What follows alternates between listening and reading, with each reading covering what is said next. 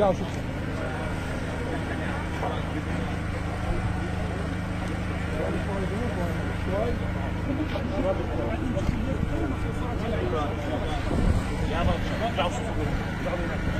وطني في شارع الحلب.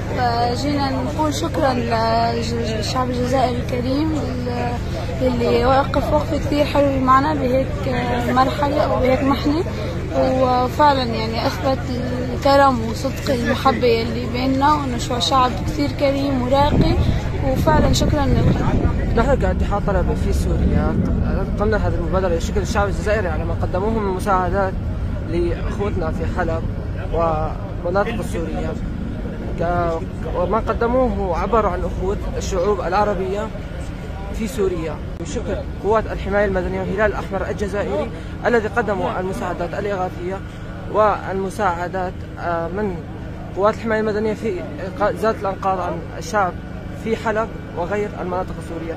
شكرا الجزائر، شكرا قوات الحماية المدنية، شكرا الهلال الأحمر الجزائري. الجزائر واحد واحد واحد واحد.